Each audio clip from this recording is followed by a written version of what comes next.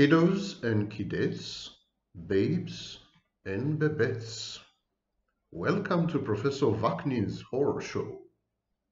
Have you seen the latest video where I conduct mind-warping experiments on a subspecies of humans known as students? It was put together by the inimitable Dorcas, D-O-R-C-A-S. She has her own Instagram channel and it's called Teasing Kafka. And she creates compilations, mine and others. Highly recommended. And so, apropos Dorcas, one of the compilations she had created is a juxtaposition of what Jordan Peterson has to say about life and what I have to say about life. I call it Jordan Vaknin and Sam Peterson. And you can watch the video on her IGTV, on her Instagram, again, Teasing Kafka. Today, I'm going to discuss a topic that, for a change, is going to provoke you to fury and uncontrollable rage. Many of you are going to break your laptops, stamp on your smartphones, spit on my face, and never wipe it. Yes, this is today's topic, and that is what it is going to do to you, inevitably. I'm going to discuss, are you envious of the narcissist? Are you scared to see yourself in the narcissist? Is the narcissist actually a part of you, your dark side? When you want to grow up, would you like to be the narcissist? Hated narcissist, scared to see yourself in him, envy him, he is your shadow, dark side. That's the title of today's video. Stay with me and let me provoke you to the point of temporary insanity. Ask yourself this question: why all the celebrities, all leaders, all heroes are at best narcissistic and usually full-fledged narcissists? If you hate narcissists so much, why do you elevate them? Why do you make them pillars of the community? Why do you follow them? Why do you love them? Yes, many of the public intellectuals online, coaches, experts and so on, they're narcissists, if you didn't realize. Some of them are covert narcissists, but some of them are very, very overt narcissists. And you love them. You love to listen to them. You love to follow them. And you let them deceive you into thinking that they care about you, that they are empathic. Why do you do that? Why do you follow leaders who are manifestly, openly, brag about being narcissistic? How come? How come, if narcissists are so evil, and if you hate narcissists so much, how come all your role models are actually narcissists? Question to ponder, isn't it? Before we go there, I would like to torture you with my latest poem. It's short, I promise. Those of you who survive after the poem can proceed to the video. Now, in the video, I'm going to introduce you to 4 concepts from psychology. The first one is the shadow, or the dark self, or complexes. It's a Jungian concept, comes from Jung. The second concept is reaction formation. It's a psychological defense mechanism, first described by, of course, ineluctably Sigmund Freud. Sigmund Freud also described the next topic in this video, was the first to analyze it, and that's projection, or in German, Projektion. Yeah. And we're going to discuss projection and introjection, and finally we're going to discuss yet another Freudian concept, the narcissism of small differences. There's no way to escape from Freud. There's no way to avoid him. He's all over the place. He's in every nook and cranny, peering behind every corner. If you're a psychologist, even if you hate Freud and detest psychoanalysis as a form of literary art pretending to be a science, if you think that psychoanalysis is a scam, utter sheer rank nonsense, as many psychologists do, especially experimental psychologists, you still have to use Freud's language. You still have to use his thinking. He is the father. His genes are in each and every psychologist who had ever lived, in many of them who are already dead, and in many of them who are yet to be born. And yes, it does remind me of someone. Now, today's poem, my apologies and condolences in advance, but this is the price you have to pay. My poetry. By the way, award-winning poetry. And this is what I wrote yesterday. The narcissist is an absence, a howling wind in the vacant corridors of his tortured mind. He is the echoing cry of a wounded sepia child, faded into a bleeding emptiness. He is a void. Mirror upon mirror reflects the nothingness where a person should have been. Into his carnival attraction, you are solicited to feel the bottomless pit of him. Around, a million times you beckon and seduce to join his vanishing act and to not be. So this was the poem. Some of you found it touching on Instagram. I hope some of you had liked it in my rendition here. And without further ado, let's dive into the question of, are you envious of narcissists? Do you actually want to become narcissists? Or even much worse, is each and every one of you actually a suppressed narcissist? Is a narcissist merely an expression of your own dark side, your own shadow? Now, the concepts of shadow, dark side, complexes, failed narcissism, failed introversion, all these concepts actually come from C.G. Jung. C.G. Jung was a student of Sigmund Freud for quite a long time. As opposed to Freud, he was a psychologist. Freud was a neurologist. And he had adopted Freud as a father figure. Inevitably, they had a fallout. He rebelled against this father figure. He was contumacious. He hated authority figures. And he was quite a bit of an adolescent. A narcissist, of course. Jung went also through a period of at least 5 years of psychotic disorder. He was a psychotic, a little like Joker in the movie. And so he's a person who had experienced firsthand what it is to lose your mental health and what it is to experience mental illness, which only adds depth and emotions to his work.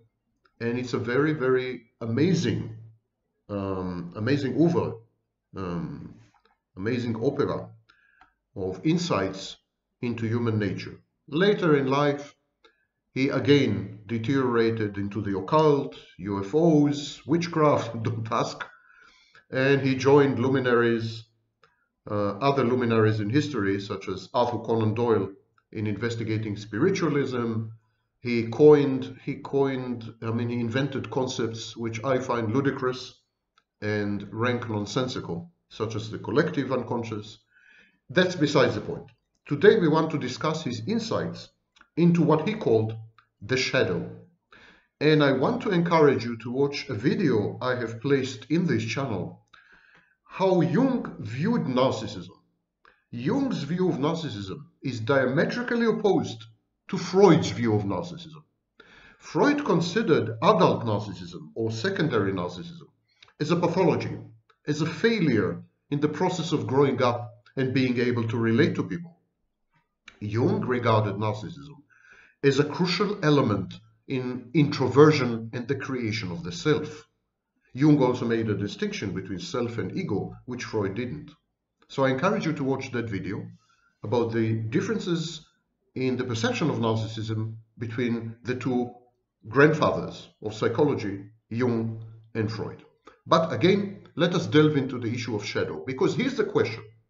If each and every one of you has a shadow, if each and every one of you has a dark side that you had repressed, that you deny, that you're ashamed of, that you feel guilty about, then each and every one of you is not different to the narcissist in any meaningful way. And perhaps this is exactly why you hate the narcissist. You resent the narcissist. You want to punish the narcissist. You want the narcissist dead. Not because he is unlike you, but because he is very much you. So the famous, although controversial psychoanalyst C.G. Jung wrote the following. Now, everything I'm quoting in this video is from his collected works, edited by Adler, Fordham, and Reed. It's 21 volumes, I'm warning you. It was published by Princeton University Press over 23 years, between 1960, a year before I was born, and 1983. So here's the first quote from his collected works. Jung. Complexes are psychic fragments which have split off owing to traumatic influences or certain incompatible tendencies. As the association experiments prove, complexes interfere with the intentions of the will. They disturb the conscious performance. They produce disturbances of memory and blockages in the flow of associations. They appear and disappear according to their own laws. They can temporarily obsess consciousness or influence speech and action in an unconscious way. In a word, complexes behave like independent beings, a fact especially evident in abnormal states of mind. In the voices heard by the insane, they even take on a personal ego character, like that of the spirits who manifest themselves through automatic writing and similar techniques. And this quote is taken from the Structure and Dynamics of the Psyche, Volume 8. He then proceeds to write, I use the term individuation to denote the process by which a person becomes a psychological individual, that is, a separate, indivisible unity or whole. And this quote is taken from the Archetypes and the Collective Unconscious. He elaborates on individuation, and as you will see, individuation is critical to the issue of the dark side. Individuation means becoming a single, homogeneous being, and insofar as individuality embraces our innermost lust and incomparable uniqueness, it also implies becoming one's own self. We could therefore translate individuation as coming to selfhood or self-realization. This quote is taken from 2 essays on analytical psychology. Another quote, but again and again, says Jung, again and again I note that the individuation process is confused with the coming of the ego into consciousness, and that the ego is in consequence identified with the self, which naturally produces a hopeless conceptual muddle. I fully agree with him, by the way. Jung continues, individuation is then nothing but ego-centeredness and autoeroticism. But the self comprises infinitely more than a mere ego. It is as much oneself and all other selves as the ego. Individuation does not shut out from the world. Individuation gathers the world into oneself, the structure and dynamic of the psyche. So to Jung, the self is an archetype, the archetype. It is the archetype of order, borrowing from Jordan Peterson. It's the archetype of order as manifested in the totality of the personality and as symbolized by a circle, a square, or the famous quaternity. Stay with me. I know it's complicated, I know it's highly academic, but it's leading somewhere. It's leading to an insight, a discovery about yourself. Sometimes, so stay with me and follow follow Jung's argument, because he leads to the darkest corners of your soul. Sometimes Jung uses other symbols instead of the self. He uses the child, he uses the mandala, etc. In 2 essays on analytical psychology, he says, the self is a quantity that is supraordinate to the conscious ego. It embraces not only the conscious, but also the unconscious psyche. It is therefore, so to speak, a personality, which we also are. There is little hope of our ever being to reach even approximate consciousness of the self. Listen what he's saying, it's shocking. There is little hope, there's no hope, of our ever being able to reach even approximate consciousness of the self. We are not conscious of ourselves.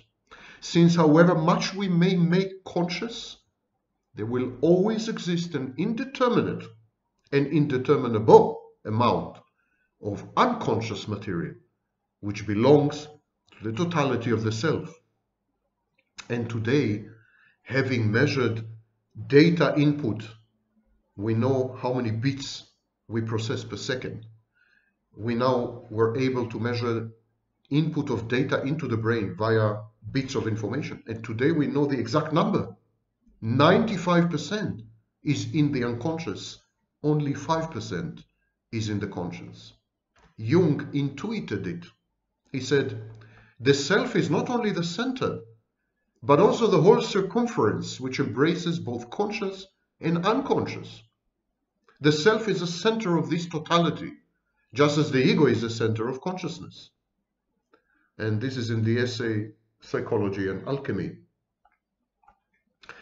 He proceeds to say in 2 essays on analytical psychology, the self is our life's goal, for it is the completest expression of that fateful combination that we call individuality. So let's see. Jung postulated the existence of 2 personalities, actually 2 selves, one of them being the shadow. Technically, the shadow is a part, though it is an inferior part, of the overarching personality, one's chosen conscious attitude. How does a shadow develop? Why do we have a shadow? And what's the connection between shadow and narcissism? And if we have a shadow inside us and a narcissist outside us, who is communicating with the narcissist? Is it our egos, ourselves? Who is communicating with your narcissist? Your ego, yourself? Or is it perhaps your shadow that is communicating with the narcissist? Maybe that's what the narcissist does to you. He brings up your shadow. He reveals your dark side. He provokes you to become a penumbra. He makes you different. The narcissist has the ability to tap into that part of your unconscious that is forbidden. He walks brazenly into your forbidden city and exposes all the deities and the divinities that rule your mind. It is the narcissist who unlocks you, who unlocks the Pandora box that is you. And once the Pandora's box is unlocked, all your demons come out. This is your interaction with the narcissist. The shadow develops this way.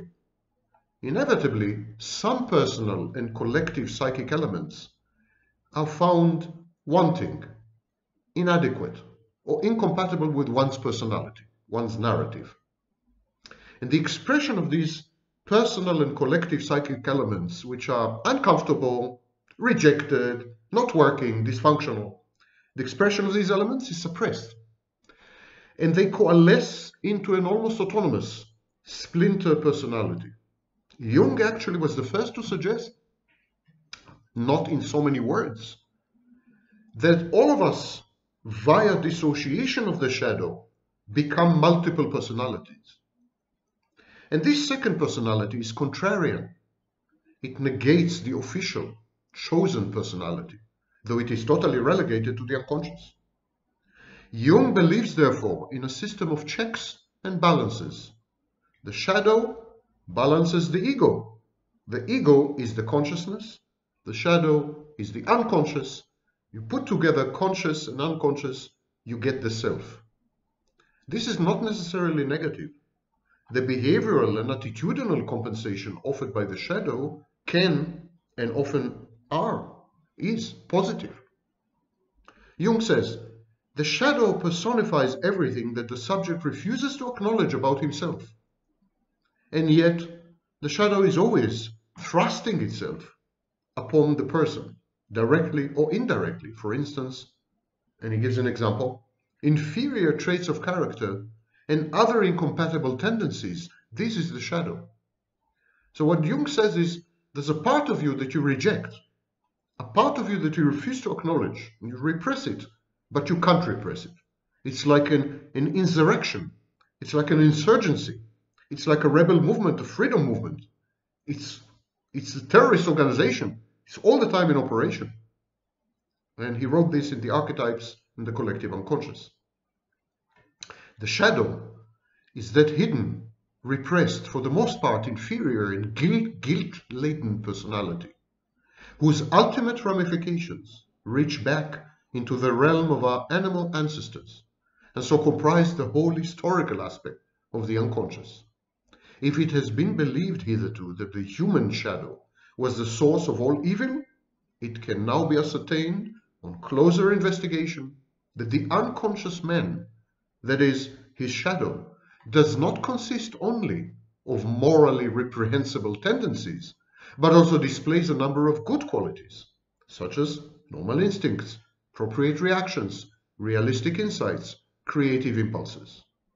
It would seem fair to conclude that there is a close affinity between the complexes, which are split off materials, and the shadow. Perhaps the complexes, which are also the result of incompatibility with the conscious personality. Perhaps they are a negative part of the shadow. Perhaps they reside in the shadow,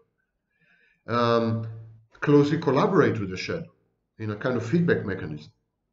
Perhaps whenever the shadow manifests itself in a manner obstructive, destructive, or disruptive to the ego, we call it complex. Complexes may really be one and the same, the result of a massive split-off of material and its relegation to the realm of the unconscious. This is the duality of the narcissist. The narcissist is not all negative. Narcissists, exactly as Jung suggests, narcissists reify instincts, drives, and urges. They sometimes act upon them and gain our admiration. We ascribe to narcissists, we attribute to narcissists bravery, courage, defiance, go-getters, ambition. As Jung suggests, the shadow contains also realistic insights. That's called empathy, the narcissist's ability to scan you, to spot your vulnerabilities, and creative impulses. Many narcissists are highly creative.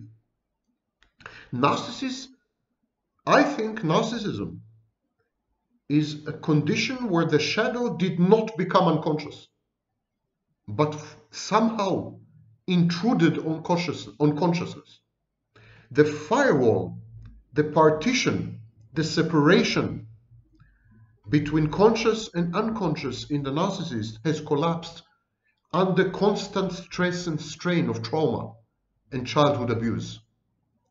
And so the conscious and the unconscious mix together in a melange, in a salad, in a primordial soup of urges and drives and wishes and impulses. And so the narcissist experiences shadow exactly as in the opening poem.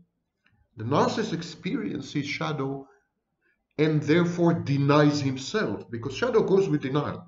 Shadow is about denial. But if you experience a shadow, you experience your own self-denial. You feel non-existent. You feel empty.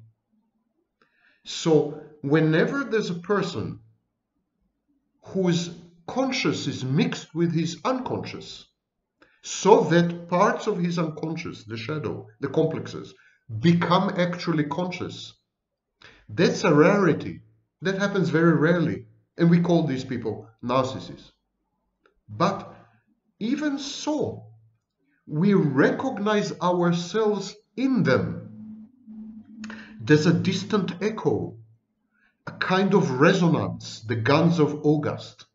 There is this thundering far away. We hear our voice in the maelstrom of the narcissist existence. We suddenly see our face appearing and disappearing for a split second, for a fleeting microsecond. But we are there. And it is this self-reflection that draws us to the narcissist. Inexorably, we are drawn actually to our own shadow. The narcissist is our way to vicariously, by proxy as it were, experience the risky and dangerous, disavowed, repressed, hated, disgraced part of ourselves, which each and every one of us has. The narcissist allows us to experience ourselves fully, as we have never done before. And in this sense, the narcissist affords you a kind of therapy. All therapy is painful. All therapy is agonizing. So you could say that therapy is abusive. Therapy leverages techniques which are also used in abuse. Narcissistic abuse and most modalities, most treatment modalities, most psychotherapies are indistinguishable from narcissistic abuse. If I were to observe a psychotherapy session well done, when the therapist knows what he or she is doing, rare, unfortunately, but if I were to observe such a session, I wouldn't know if this is therapy or an abusive exchange. This is what the narcissist does. It dredges up buried materials, pet cemetery. It revives your dead pets. It revives all these walking dead inside you. And that's the sense of horror that you have. And also the sense of inexorable attraction. How do we react to a horror movie? We can't stop watching it. It's horrifying. We want to throw up. We want to avert our eyes, but we can't. Why can't we? Because it's about us. It's about a part of us that is black and dark and hidden and repressed. The narcissist produces and directs a horror movie in which we are the protagonists. And this leads me to defense mechanisms, because of course we would tend to defend against this. We would tend to react in a way that will preserve our conscious, separate it from the unconscious, and not allow intrusion.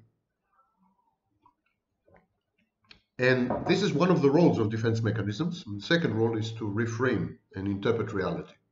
Two defense mechanisms that I would like to discuss are reaction formation and projection. And both of them indicate that we hate the narcissist, we're angry at the narcissist, we want to destroy the narcissist because the narcissist is uncomfortably like us. It is not the narcissist that we hate, it's the part of us that is identical to the narcissist. It's not the narcissist that we want to destroy. It's that unconscious realm, that kingdom inside our heads, inside our minds, that resembles the narcissist too uncomfortably. And this is called reaction formation. You remember the line from Hamlet by William Shakespeare, not a Jew, by the way. The line from Hamlet, "The lady doth protest too much, methinks." Queen Gertrude, when there is a character in the play, there's a play within the play. Hamlet is, as usual, an amazing work of art. And Prince Hamlet creates a play within the play. And there's a character there, and that character is overacting, overdoing it, exaggerating. And it appears immediately to be fake and insincere. And because Hamlet is trying to prove his uncle's guilt in the murder of his father, the King of Denmark. Never mind. So Queen Gertrude looks at this character in the play and says, "The lady doth protest too much, methinks." You protest too much, you have something to hide. The reaction formation is exactly this. When your consciousness is fixated, stuck, like, full gas in neutral, you're stuck on an idea, affect, emotion, desire. But these are opposite to your unconscious impulse. So consciously, openly, you communicate one idea, one belief, one affect, one emotion, one desire, one wish, one cause, one drive, one plan. But really, in your unconscious, you hold exactly the opposite views and beliefs and tendencies and proclivities and inclinations. So, for example, a mother could have a child that she did not want, an unwanted child, an accident, something. And she feels guilty that she hates the child that is about to come. She feels guilty. So, because she feels guilty, she becomes overprotective. She becomes solicitous. She pampers the child. She smothers the child. She spoils the child. She feels guilty. Really, deep inside, she can't stand the child. She hates the child for having ruined her life, for having obstructed her career, for having barged and invaded unexpectedly. And so she will try to compensate for it. And consciously, if you ask her, do you love your child? Wow, I adored this child. I never thought I could love a child that much. Reaction formation is when you have a tendency, when you have something inside you that you reject, a part of you, an element of you, an aspect of you that you can't stand, a dimension of you that you find totally contra to everything you trust and believe. And so you turn into the opposite. For example, if you are really, really into money, you're greedy, you're avaricious, you will act charitably and generously and altruistically. Your real tendency, your real character, you're a money lover. Overt behavior, open behavior, ostentatious behavior, conspicuous behavior, opposite. You give away your money. Similarly, for example, if you are latent homosexual, if you're gay, in effect, if you're attracted to same sex, to men or women, you will become a homophobe. You will attack homosexuals. You will deride them. You will decry them. You will demand legal protections against homosexual influence in schools. You will be all over. You will be, in most extreme cases, you may kill, you may assassinate homosexuals. It has happened. It's a defense against your own homosexuality. You find your latent homosexuality threatening, reprehensible, alien. You are estranged from yourself whenever you consider your true sexual orientation. So you show the world, and especially yourself, there's no way you could be a homosexual. No way. The basic conflict between drives and control processes, this is what creates reaction formation. Freud called this neurosis. When there's a conflict between what you really want, who you really are, your true identity, and how you behave, your conscious control, your declared speech acts, when there's a serious conflict, there's an abyss, there's a war, enormous dissonance, that's neurosis. So reaction formation is adopting a position. I'm quoting from a dictionary of mental health that I authored a few years ago. Adopting a position and mode of conduct that defy personally unacceptable thoughts or impulses by expressing diametrically opposed sentiments and convictions. Example, a latent closet homosexual finds his sexual preference deplorable and acutely shameful, ego-dystonic, and he resorts to homophobia. He publicly berates, taunts, and baits homosexuals. Additionally, he may flaunt his heterosexuality by emphasizing his sexual prowess and conquest, or by prowling singles bars for easy pickups. This way, he contains and avoids his own unwelcome homosexuality. That's from my dictionary of mental health. Back to the original conception of reaction formation. Reaction formation in German was Reaktionsbildung, for those of you who want to read it in the original. I know many of you speak perfect Hochdeutsch and really, really resent the fact that I'm using English when I could actually read all the quotes in German. So my apologies. In German, it's called Reaktionsbildung. Okay? Go and search for it right now. So reaction formation is, in psychoanalytic theory, a defense mechanism. It's when emotions and impulses create anxiety, And they create anxiety, as I said, because they are perceived as unacceptable. And so we reduce anxiety by acting totally the opposite of truly who we truly are. Reaction formation is a neurotic defense mechanism, of course, and it's part of a family which includes dissociation, displacement, intellectualization or rationalization, and repression. You are beginning to see where I'm leading. The more you rail against narcissists, the more you hate narcissists, the more you want narcissists dead, the more you protest against narcissists, the more I believe you are narcissists. It's precisely why I keep saying that empaths are covert narcissists. Majority, not everyone, but an overwhelming majority of empaths are absolutely covert narcissists. They protest too much. They are too anti-narcissistic. It's like homophobes who are actually homosexuals. They are narcissists who attack narcissists to prove that they are not narcissists. They are narcissists who cannot live with their own narcissism, cannot countenance it, cannot accept it, reject it, hate it. But they're still narcissists. And so they show the world and themselves that they are not narcissists. Here, you see, how can I be a narcissist if I hate narcissists? You know, give me a break. This Wagner, he has no idea what he's talking about because he lacks empathy like me. I'm a supernova empath. I hate narcissists. I hate narcissists. If I see a narcissist, I will step on his neck until he dies. I'll place my foot on his neck until he dies. It's very empathic, by the way. So,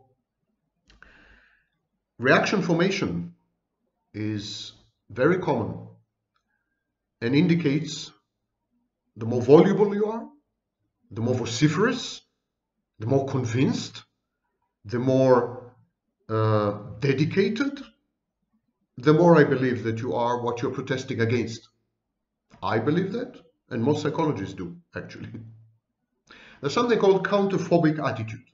It's a response to anxiety, where instead of fleeing, you remember flight, fight, freeze, fawn?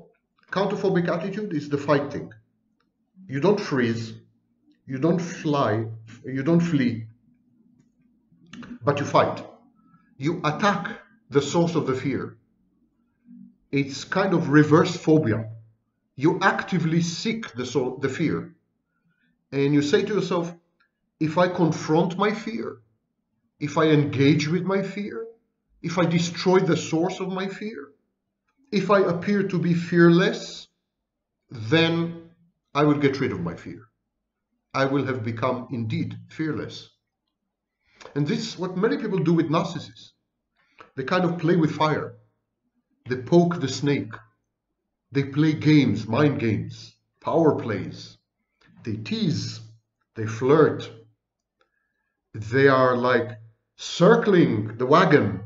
You know, they're like touching and not touching. And this is their way of exposure therapy. They're exposing themselves to the source of the terror, which is the narcissist, thereby believing that this would render them immune to the narcissist. It's a little like vaccination. You know, what do you do in vaccination? In vaccination, you take a weakened bacterium or an organism, and you inject it into the body to generate an immune response. The organism that you inject into the body, the bacteria in the vaccine, they're weakened, they're destroyed, or they're partial. And the immune response makes you resist the real thing when you come across it. So many people do it with narcissists. They vaccinate. They inject themselves with weakened versions of the narcissist, temporary versions of the narcissist, partial versions of the narcissist. They surround themselves with normal people plus one narcissist. Like, you know, if I expose myself, but in a modulated, regulated way, I'm going to acquire immunity. I'm going to join the herd. I'm going to have herd immunity. Or to use Donald Trump's immortal phrase, herd mentality. Contrary to avoidant personality disorder, the counterphobic represents another solution. It's not very common, but it's there. And it is seeking what is feared, associating with dangerous people, risky people. You see this groupies and fans of narcissists and psychopaths and so on. This is one of the reasons. They want to acquire immunity. And many of them are codependents. Many of them are codependents. Because actually what happens is the codependent is afraid to attach. Afraid to attach. By the way, afraid to attach generally. Codependents have insecure attachment styles, several of them. But they're definitely afraid to attach to narcissists, the psychopaths. And so what they do, they disguise this fear of attachment and they convert it via reaction formation, counterphobic reaction formation, into over-dependency. Let me repeat this. It's an important insight. Codependents are afraid to get attached to narcissists and psychopaths because they anticipate the pain and hurt and rejection and humiliation and abandonment, exactly like borderlines. They're afraid of what's about to happen, and what's about to happen inexorably and assuredly. They know it's going to happen. They're terrified. But to cope with this fear, to cope with this reluctance to attach, modern reluctance, terror of attachment, what they do, they disguise it, and they become exactly the opposite, over-attached. They are afraid to become dependent, so they become over-dependent. That is precisely reaction formation. The best book about reaction formation has been written many, many years ago. It's called The Primer of Freudian Psychology by Calvin Hall. It's published in 1954 in New York. And here is what he has to say, among many other things. A wonderful book, by the way. The instincts, you notice, before I proceed, you notice that I rely a lot on old books. I find new books to be very shallow and very how-to oriented. Everyone is obsessed with money, and they know that if they write profound, deep texts, no one is going to buy them. So they write shallow, dumb how-to manuals, and then they sell millions of copies. An example in point is Jordan Peterson. His first book, Maps of Meaning, borders on a masterpiece. An amazing, in-depth dive and analysis of numerous disciplines arranged together. A work of genius. It sold 500 copies. And then he wrote The 12 Rules of Life, which is replete, literally on every page, with factual errors, statements which I personally consider nonsensical, arrogance and hubris of telling you how to live, based on faulty research, such as Elizabeth Cadi's studies, etc. And this book sold 3 million copies. That's why I go back. If you want to find good psychological literature, go back 40, 50, even 100 years. Okay, diatribe and rant finished. A Primer of Freudian Psychology, 1954. Calvin Hall writes, the instincts and their derivatives may be arranged as pairs of opposites. Life versus death, construction versus destruction, action versus passivity, dominance versus submission, and so forth. When one of the instincts produces anxiety by exerting pressure on the ego, either directly or by way of the superego, the ego may try to sidetrack the offending impulse by concentrating upon its opposite. For example, if feelings of hate towards another person make one anxious, the ego can facilitate the flow of love to conceal the hostility. So reaction formation is a rejected impulse. It's a rejected impulse, and you camouflage and you disguise the rejected impulse by displaying the exact opposite behavior. But the impulse doesn't vanish, of course. And this is where I'm saying that by rejecting the narcissist and hating the narcissist, you are not you are not successfully eliminating the narcissist in you. It's not a solution. There's a part of you that is dark, shadow, complected, not healthy, repressed, eruptive, pent up energy, pent up negative energy, imbued with negative emotionality. That part of you resembles the narcissist to the point of discomfort. And you think if you reject the narcissist, or you hate the narcissist, or you even kill the narcissist, you think this way you will have gotten rid of this part inside you? No way, it persists. It's in the unconscious. It's infantile. It refuses to go away. It throws temper tantrums. Where love is experienced as a reaction formation against hate, you can't say that the hate is gone.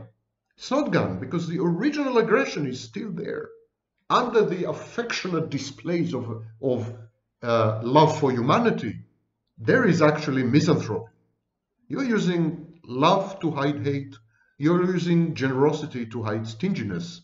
You are using good neighborliness to hide hostility. You're all lying all the time.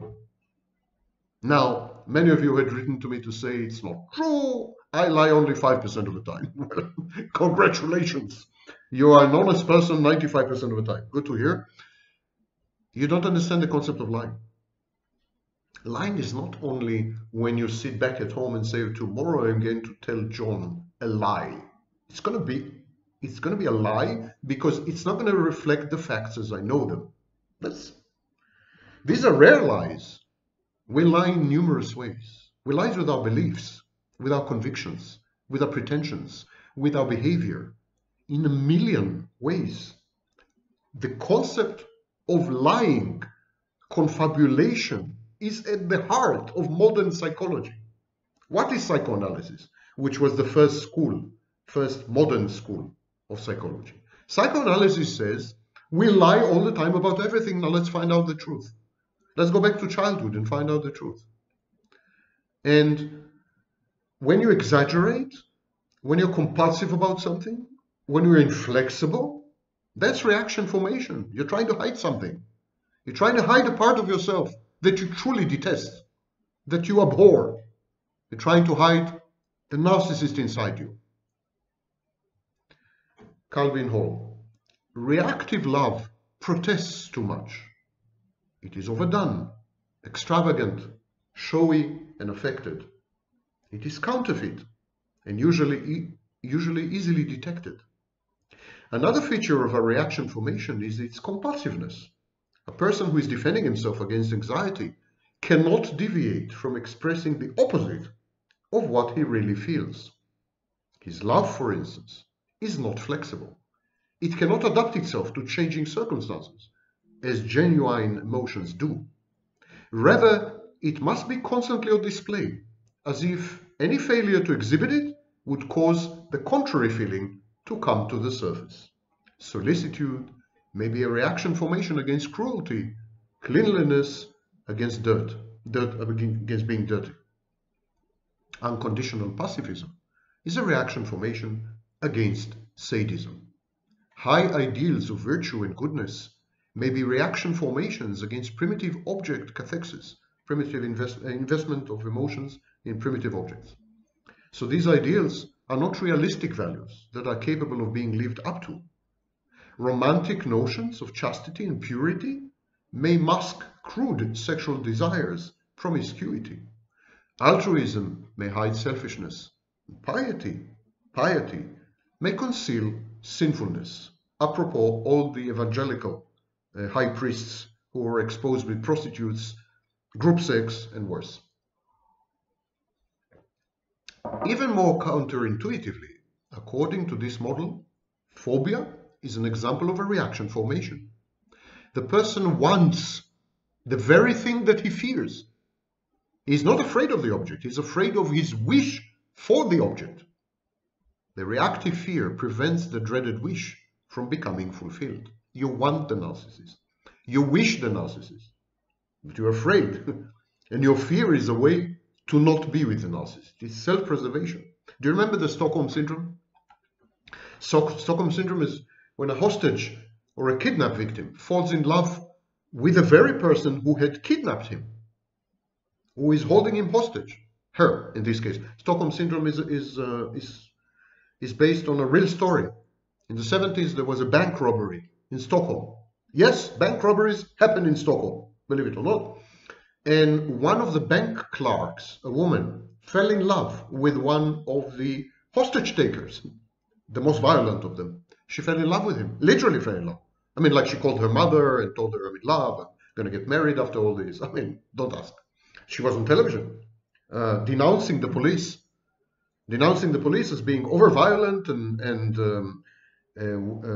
that the police is not taking the best interests of the hostages in consideration.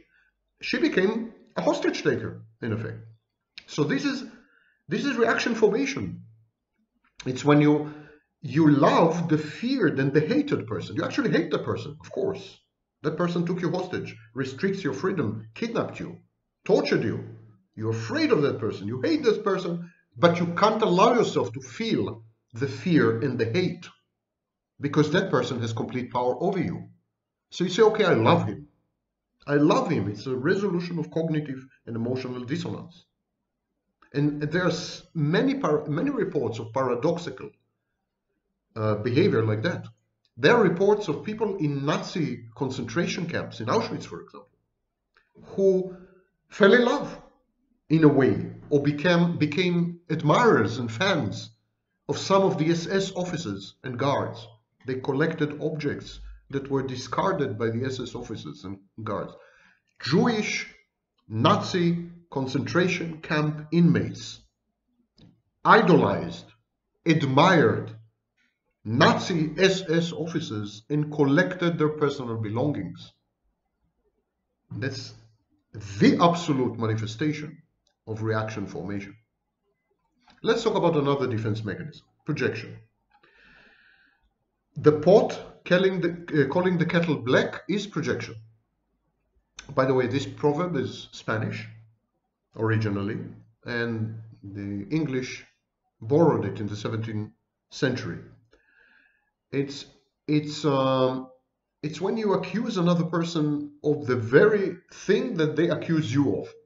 It's a kind of projection, hypocrisy. Projection is a defense. It's when you have unwanted feelings, unwanted urges, unwanted wishes, when you hate who you are or elements of who you are. So one way is reaction formation, where you pretend to be exactly the opposite of who you are. But there's another way. You can attribute everything you hate about yourself to someone else. You say, it's not me who is like that. He is like that. It's not me. I'm an empath. I'm not a narcissist. He's a narcissist. I'm an empath. I'm not sadistic. I'm not aggressive. He's sadistic and aggressive. And I'm gonna kill him just to prove that I'm not sadistic and aggressive. I'm not kidding you, by the way. I've been on empath forums where they have expressed pure, unadulterated, sadistic, violent, aggressive sentiments against narcissists, claiming in the same breath that they are highly empathic and wouldn't hurt a fly. It's an example of projection.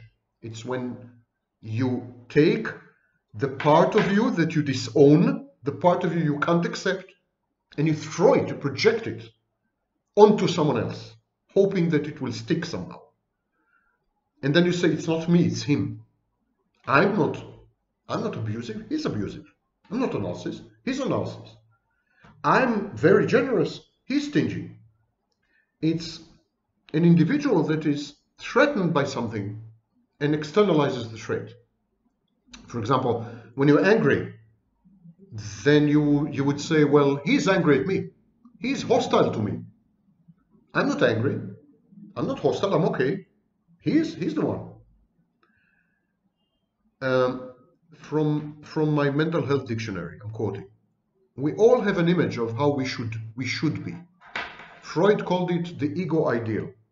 But sometimes we experience emotions and drives, or we have personal qualities which don't sit well with this idealized construct. Projection is when we attribute to other people these unacceptable discomforting and ill-fitting feelings and rejected traits that we possess. This way, by attributing all these to other people, we disown these discordant features and secure the right to criticize and chastise other people for having or displaying these traits and behaviors. When entire collectives, nations, groups, organizations, corporate structures, when entire collectives project, this is narcissism of small differences, which we are going to discuss shortly. So, projection is a defense mechanism. In German, Projektion. Ja. Takes me 5 minutes to recover every time I say something in German. Okay. Projection is a defense mechanism. It's when the ego defends itself against unconscious impulses or unconscious qualities. By the way, you can have projection of a positive quality. Not many people realize this. You deny who you are, good and bad. You deny your impulses, your drives, your urges, and your qualities. Sometimes, for example, you feel threatened by success. You don't want to succeed because you identify success with commitment. Never mind now. Some people are threatened by success, so they will tend to project onto others their positive traits, the traits that could lead them to success. They would say, for example, I'm not intelligent. I'm not really intelligent. You see, this guy is intelligent. Or I'm not really hardworking. This guy works twice as hard as I do.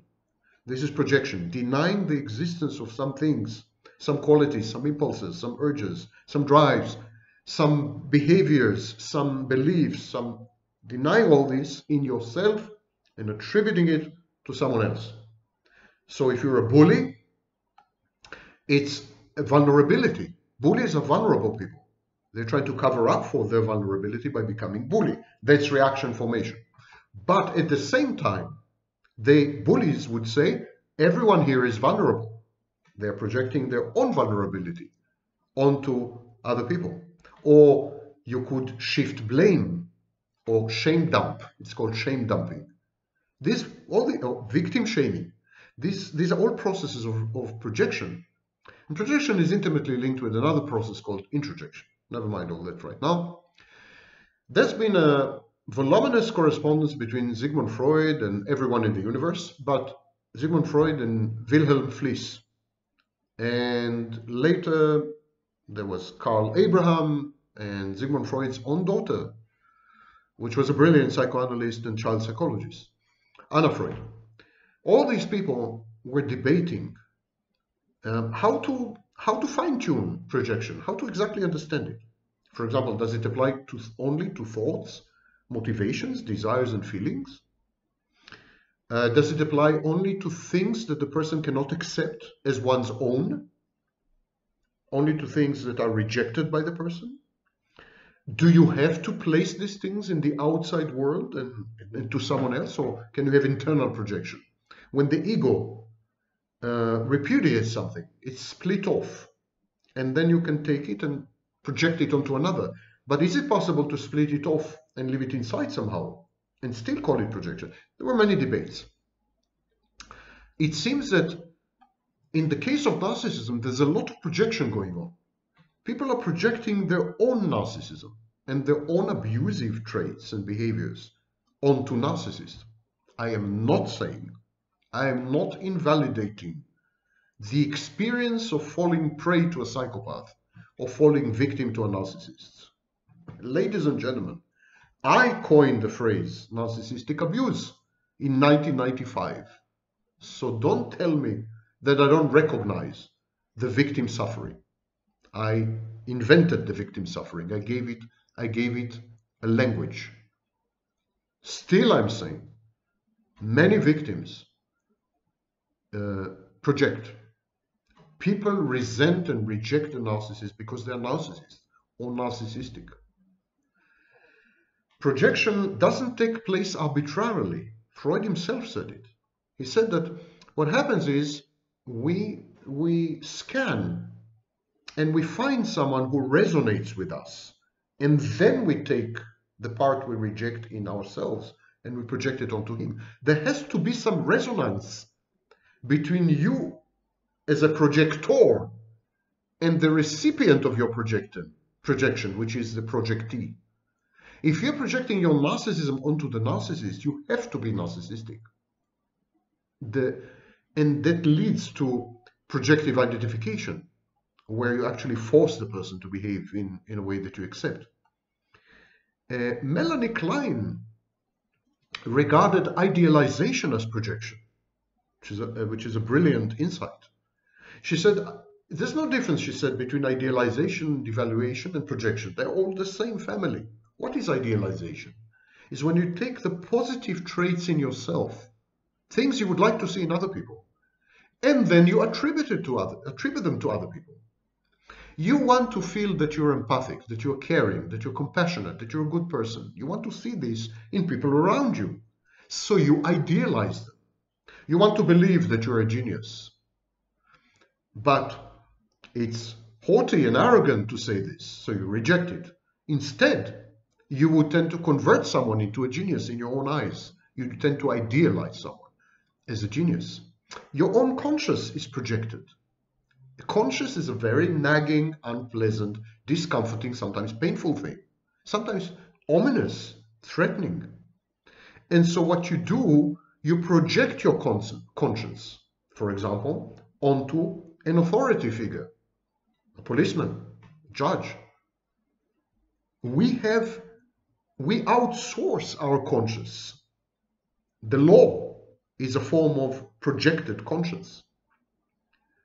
To avoid painful contradictions with reality or cognitive dissonances, and also to ameliorate raging abandonment or separation anxiety, the narcissist aims to micromanage and control his human environment by subsuming it or by merging and fusing with it.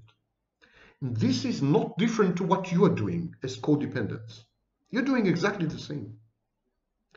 Codependents are almost indistinguishable from narcissists as far as the coping strategies are involved. Etiology is different. The psychodynamic landscape is very different, but not the behavior. The narcissist's nearest and dearest are reduced to mere representations, avatars, extensions of himself, internalized objects. This is where projective identification comes into play. It's like the simpler projection, there's projection and projective identification. Like the simpler projection defense mechanism, projective identification consists of the attribution of the narcissist's own psychology or urges, desires, and processes to other people. So the first stage in projective identification is, of course, projection. You attribute to others things that are inside yourself. But then projective identification involves forcing the target of the projection to conform to the contents of the projection, to actually become someone else, to behave in ways that are prescribed by the projection, to undergo introjective identification. So if I want you to be an abuser because I'm actually abusive, I'm a sadistic abuser deep inside, I would like to torture, taunt and torment everyone around me, but I hate it in myself. I don't want to be a sadist. I don't want to be an abuser. So I'm going to project it. I'm going to say, my partner is a sadist. My partner is the abuser. I'm okay. That's projection. But then projecting it into someone who is not an abuser, who is not a sadist, is not going to work. So I have to force my partner to act the part. I have to convince and cajole and coerce and blackmail my partner to become a sadistic abuser so that my projection is rendered successful. I'm a sadist. I can't take it. I can't accept that I'm a sadist. So I'm saying, I'm not a sadist. My partner is a sadist. And then I force my partner to behave like a sadist so that my projection will have been validated. Are you beginning to identify some of the dynamics you've had with your narcissistic abuser? In the idealization phase, the narcissist cajoles, coerces, extorts, incentivizes his chosen source of supply to transform herself into the kind of person that the narcissist projects. for example, intelligent or strong. This is the process of co-idealization. Co-idealization. Narcissist idealizes you to enable him to idealize himself. He cannot idealize himself if he is surrounded by nobodies. If he's surrounded by failures and losers, he must idealize you. He cannot see you as you are, because if he sees you as you are, he cannot idealize himself. And similarly, in the devaluation stage, the target is manipulated to assume, to adopt, to exhibit the narcissist's own shortcomings and unmanageable, chaotic, and dysregulated emotions and behaviors. So if the narcissist wants to rage, is envious, contemptuous, abusive, full of shame, he wants you. He wants you to reflect all this. He projects all this onto you. He says, it's shameful. She's shameful. She's an abuser. She's contemptible. She's envious of me. She rages at me. I mean, everything is reversed. It's like a mirror. It's Alice through the looking glass. It's you become the mirror to the interior of the narcissist. You become his externalized interior. The narcissist rejects these parts of himself. He refuses to own these parts because they challenge his self-perception, his grandiose, inflated false self, his fantasies, his ability to regulate his sense of self-worth, and the way he misperceives reality. The challenge is enormous. If the narcissist were to accept himself as he is, for example, pretty dumb, a buffoon, that results in mortification. Mortification is life-threatening. So instead, what the narcissist does, he takes these parts of himself and he farms them out. He outsources them to other people around him, while also pressuring them to act these roles, to comply with the roles in the screenplay that is his life, and to affirm what he knows about the world, about himself, and about others. In other words, to reconstruct his comfort zone. The narcissist's life is a theater production. And other people, they are not other actors. There's only one actor, the narcissist. Other people are props. Props, like an armchair or a sofa or a chandelier. That's other people. They are containers of unwanted bits of the narcissist's persona and psyche.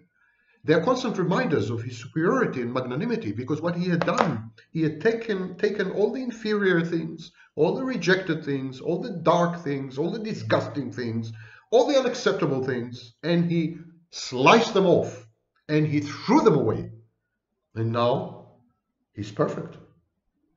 Now he's unadulterated. He's pure. Now he's amazing. Now he's perfection. His grandiosity is no challenge. Still, it is important to realize that the material that the narcissist cast off in the process of projective identification, as I said before, this material doesn't disappear. It remains a part of the narcissist. And the narcissist has a double problem. When a healthy person projects, or when there is reaction formation in a healthy person, the original impulse, the original drive or wish or belief or trait remains. It remains hidden. It remains repressed, remains denied and disowned, but it's still there. But with the narcissist, there's a problem. The healthy person can convince herself that these traits and behaviors and urges and beliefs and so on and intentions, they're not hers. They belong to other people. And that's okay. It works. It can't work with the narcissist because other people are also internalized. They're also part of him. Ironically, when the narcissist projects anything onto other people, he actually projects it internally, not onto other people, but onto the internal objects that represent these people. You remember snapshotting? When the narcissist meets someone, he takes a snapshot and he interacts with this snapshot in the future. So he interacts with this snapshot. Anything he projects anything he attributes to an external person, he actually is not attributing to the external person. He's attributing it to the snapshot. He's attributing it to an internal object, but this object is part of him. Even his projection is self-contained, never leaves the premises, unlike Elvis. He cannot get out of himself. He cannot even use other people to get rid of parts of himself that he hates. He doesn't have operational functional defense mechanisms, even the most primitive and infantile, that other people do. With a narcissist, projection and projective ramification don't work because in his mental world there are no other people. There's no outside. There's no external. There's no reality. You need to project something. You need to have someone outside yourself. But what if there's nobody outside yourself? Everyone is inside you. You can't project. The narcissist's solipsistic worldview prevents him from successfully getting rid of what bothers him the most: his own imperfections, deficiencies, inadequacies. Carl Jung considered that when the personality has unacceptable parts, every personality has unacceptable parts, that's the shadow archetype.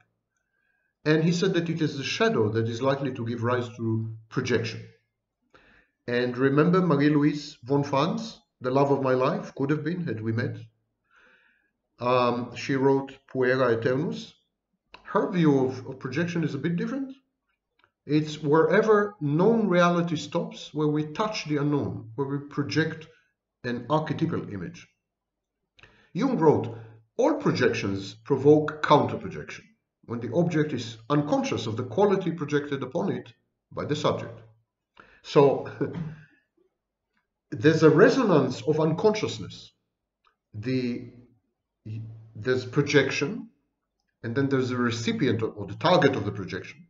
And the unconscious of that target, the unconscious of the recipient, will project it back to the projector.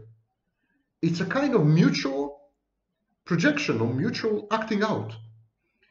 And there was Harry Stack Sullivan who discussed counter-projection, and he tied it into compulsion and to psychological trauma and to obsession, and it's a very interesting topic, projection and counter-projection.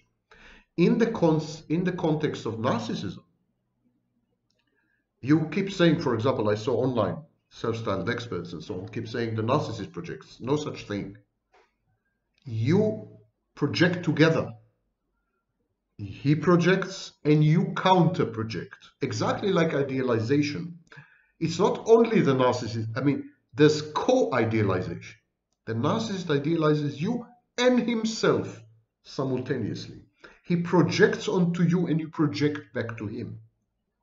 It takes two to tango. You are part of this. Psychological projection is common, as I said, in victim blaming, it's common in many situations where there's suspicion of infidelity. It could be actually projection. You're the one who's cheating or wants to cheat, so you suspect your spouse. General guilt, even hope, even false memories that were induced in therapy by an unscrupulous therapist and never really happened. It's also a form of projection. When you shame victims, when you blame victims, you're projecting. There was a guy called Gordon Allport, and he said that projective techniques can help express the self. So tests like Rorschach, ink blot tests, thematic appreciation tests, they're actually projective tests. So you see, it's a whole enormous field. But it's important to understand that projection is used by the ego to reduce anxiety. But when you project, what do? You take a part of yourself and you throw it out. You get rid of it. What's another name for this? Yes, dissociation. Projection is actually a form of dissociation. When you project things, you dissociate them.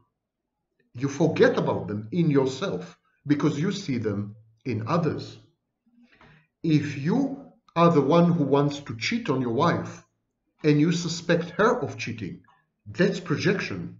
But at that very second that you suspect her of cheating, you forget, you dissociate your own urge to cheat. And so in some cases, especially when we tend to believe that other people are like us, this is called the false consensus effect. When there is a false consensus effect, when there is a belief that everyone is like us, it's much easier to project. If you meet someone who is really seriously not like you, anything from skin color to culture to age to wealth, too much separates you, the two of you. You can't project. It's a problem. And this raises a very interesting question.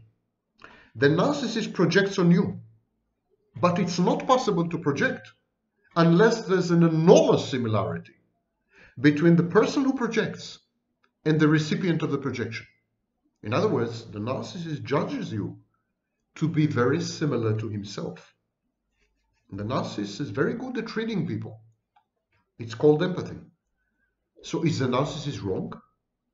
Why does the narcissist commit such a catastrophic mistake? He projects onto you because he thinks you are a narcissist as well. Is this a mistake? Or does he tap into something that you have no access to? Does he actually resonate with your shadow, with your dark side, with your own narcissistic pathology?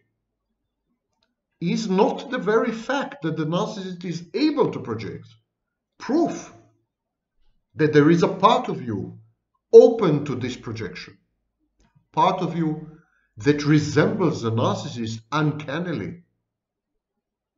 I know you don't want to admit it because you're projecting.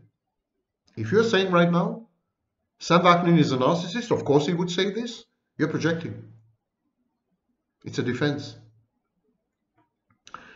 Neumann, Duff, and Baumeister. Baumeister is one of my favorite psychologists, by the way. In 1997, they came up with a model of defensive projection.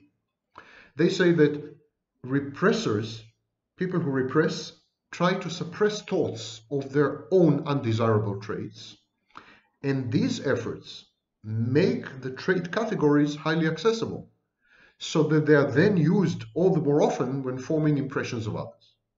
The projection is only a byproduct of the real defensive mechanism. Let me explain this again. It's an amazing, revolutionary thought. They're saying like this. There are people who are not comfortable with who they are. So they're trying to suppress their undesirable traits, cognitions that they're not comfortable with, beliefs, emotions. They're busy repressing and suppressing all the time. And because they're busy repressing and suppressing all the time, they become aware of what it is that they are trying to suppress and repress.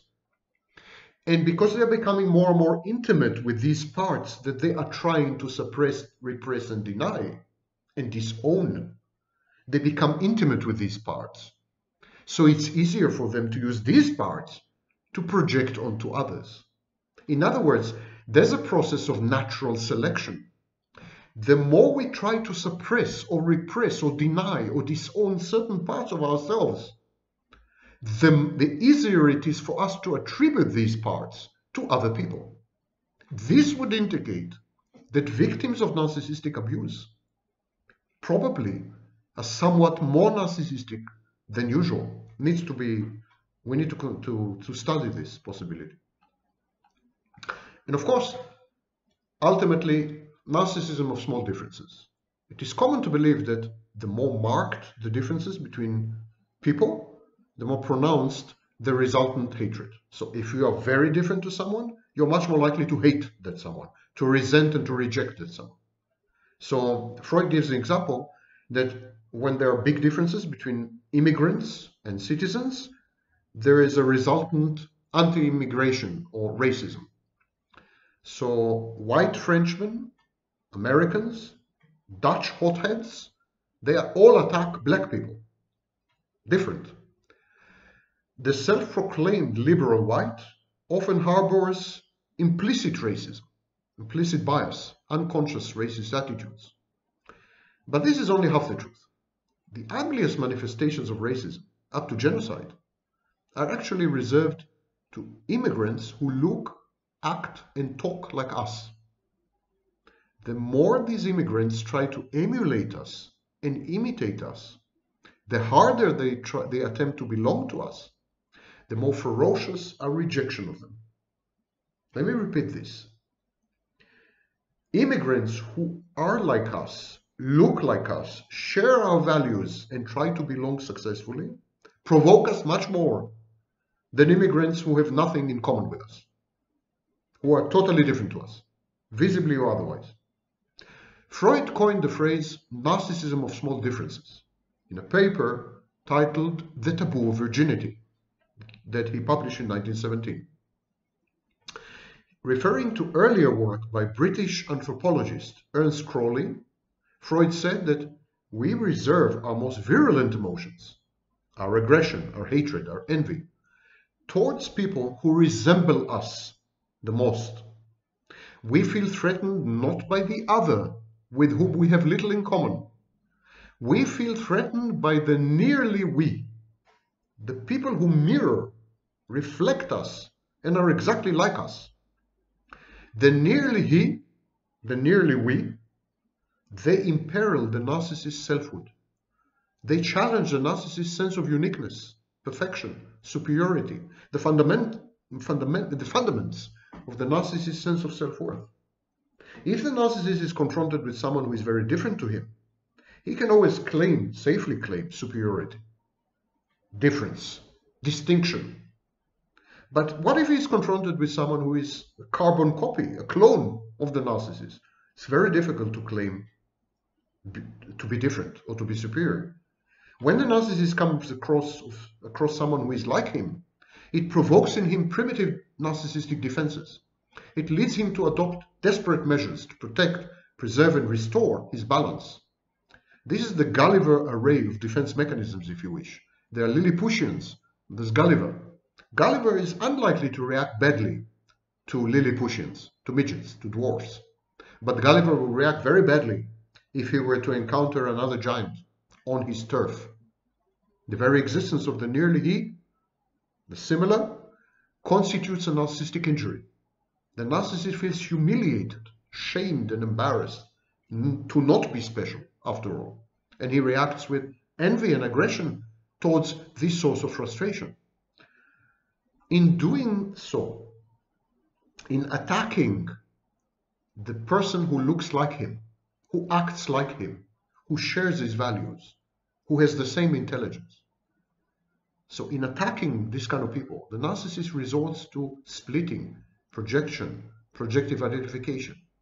He attributes to other people traits that he dislikes in himself. He forces other people to behave in conformity with his expectations. In other words, the narcissist sees in other people those parts of himself that he cannot countenance and that he denies. He forces people around him to become him, to become narcissistic, to become himself. He forces other people around him to reflect to him his shameful behaviors, hidden fears, forbidden wishes. But how does a narcissist avoid the realization that what he loudly decries and derides in other people is actually a part of himself? By exaggerating, or by dreaming up and creatively inventing differences between his qualities and conduct and other people's qualities and conduct. The more hostile the narcissist becomes towards people who are similar to him, the easier it is for him to distinguish himself from the other by lying and confabulating. Simple. When you see a narcissist lying and confabulating, one of the main reasons is to preserve his uniqueness, because he's surrounded by people who challenge him. And they challenge him because they're exactly like him. He has no advantage. On the contrary, he's often very inferior. To maintain this self-differentiating aggression, the narcissist stokes the fires of hostility by obsessively and vengefully nurturing grudges and hurts, many of them imagined. The narcissist dwells on injustice, on pain inflicted on him by these stereotypically bad people, unworthy people. He devalues and dehumanizes other people. He plots revenge to achieve closure, and in the process, the narcissist indulges in grandiose fantasies aimed at boosting his feelings of omnipotence and magical immunity.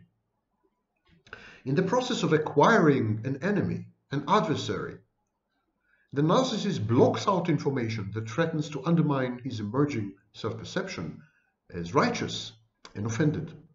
The narcissist begins to base his entire identity on the brewing conflict, which is by now a major preoccupation, a rumination, an obsession, and a defining or even all-pervasive dimension of his existence.